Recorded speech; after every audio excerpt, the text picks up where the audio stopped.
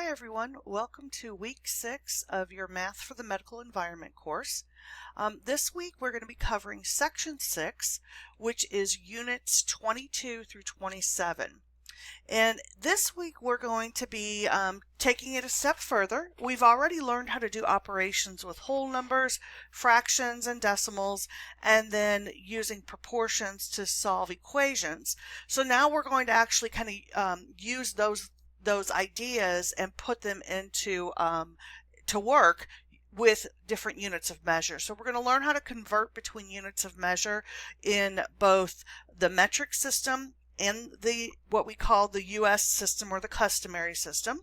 And then the units are broken up into the different types of measurement. So we're going to look at linear measurement, which is the measurement for length. We're going to look at mass or weight. We're going to look at volume, those types of things. So as we go through each of these units, each unit is going to focus on a specific type of measurement. So for example, unit 22 is all about linear measurement. Linear measurement just means length or distance. When we think of linear measurement in our normal US customary system, which is also known as the English system, the household system, what we typically use here in the US, right? We're going to be talking about inches, feet, yards, miles. And then in the metric system, this is where that base unit is the meter. And then we add prefixes to that to make them bigger or smaller. So kilometer is larger, centimeter is smaller. So the first unit is going to go over how to convert back and forth between the two systems, customary and metric, but it's also going to talk about converting within the system as well.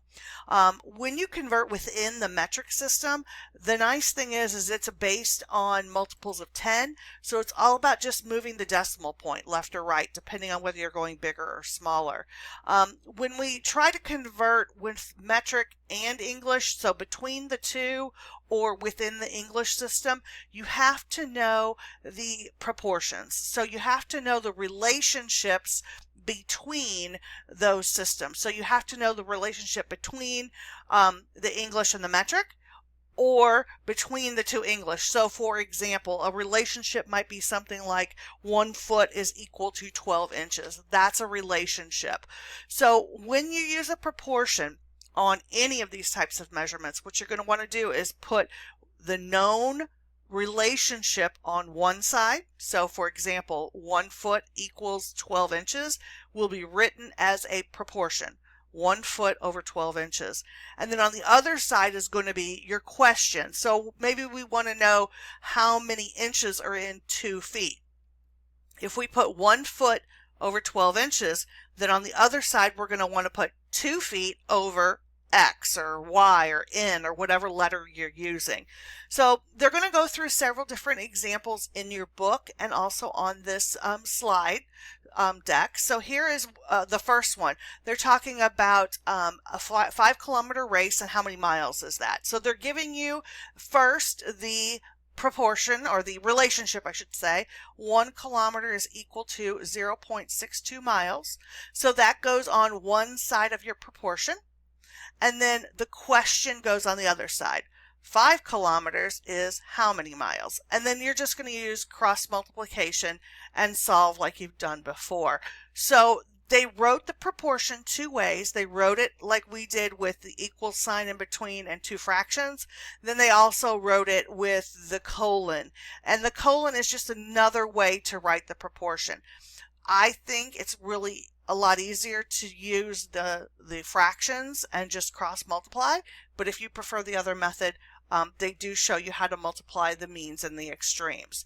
So that is all about height or length. So you're going to also do the same thing with units of weight or mass. When we talk about weight or mass, we're talking about pounds and ounces, or grams if we're talking in the metric system. The next section is all about volume for liquid measurement. So when we're talking about volume, in the English system, we're talking about things like drops, teaspoons, tablespoons, ounces, pints, quarts. When we're talking about the metric system, it's the liter. So that's what this unit is all about. And again, same process as the other two units, setting up a proportion. However, it's just different units of measurement. The next one is Celsius and Fahrenheit. You don't have to do that a whole lot, but you may. Occasionally you will have to convert between those two. Not nearly as much as you will with volume and mass. Those are the two you're going to use the most often. And then the next unit is all about Roman numerals, and the reason they throw that in there is because some of the healthcare uses Roman numerals to indicate quantity. So you might see, a 5 drop or something like that with Roman numerals. So that's why they're throwing Roman numerals into this unit, this section. And last but not least, the last unit is what we call the apothecary system. And the apothecary system is really an old system. It is an old English system of measurement. And the unit of weight in the apothecary system is the grain. The basic unit for volume is going to be the minim and the dram. And in these cases, you're going to see the abbreviation written in front of the number. And this is when you're most likely to see Roman numerals used. So let me show you one example, if I can find one for you real quick.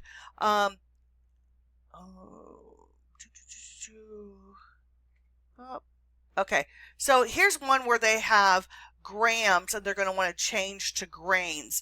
Honestly, you're not going to see the GR used very often because it's considered error-prone abbreviation. So you're more likely to see it written out, and in that case, the 20 will come in the front. So as you're going through these examples on the slides as well as the ones in your book, if you have any problems or questions, please make sure that you reach out to me. And as usual, have a great week.